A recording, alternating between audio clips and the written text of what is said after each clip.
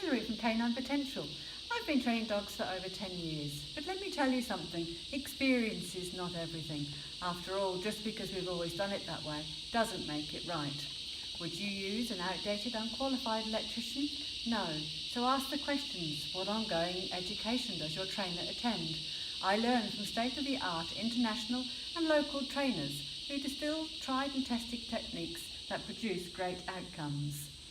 The dog training industry is unregulated, so it's buyer beware. I encourage questions and come and check me out for yourself. Ask your trainer what qualifications they have in dog training. Ask about ongoing education, appropriate experience. Do they have an ABN and insurance? And ask about the methods that they use and get a good gut feeling for the person. I run dog training classes in Sanford that are fun for you and your dog. So if you have a sociable dog, then class is great for you. Attending class, you not only get to teach your dog the basic skills of sit, drop, stay and come when called, but you get to understand your dog and they understand you. All that will build your relationship with your dog. You start to work as a team. If your dog is not so sociable and they don't get on with other dogs, then private in-home training is for you.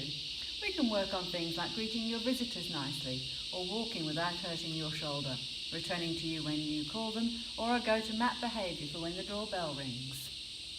If you're having issues with your dog not fitting in at home or unwanted issues, then private consultation is for you. This is where I come along to be a detective and work out what's driving the dog to do the unwanted behaviours, such as barking or lunging at other dogs or people. This doesn't mean you have a bad dog, it just means you need to get some help to get on the right track. This is where you really need a trainer who knows what they're doing, as a lot of harm can be done in inexperienced, unqualified hands, and those still using outdated techniques. Let's talk about training methods.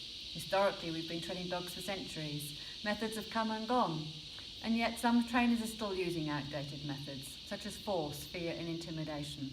This is not just check chains and the more cruel equipment, but can just be an overdone verbal abuse.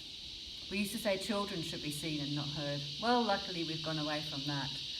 But you should be surprised at how many dog trainers are still talking about the dominance theory and pack leadership. When force, fear and intimidation are used, you run the risk of unwanted side effects, such as increased aggression or shut-down behaviours and even depression. If you want your dog to be part of the family and well learn just to fit in, treat them with kindness and respect.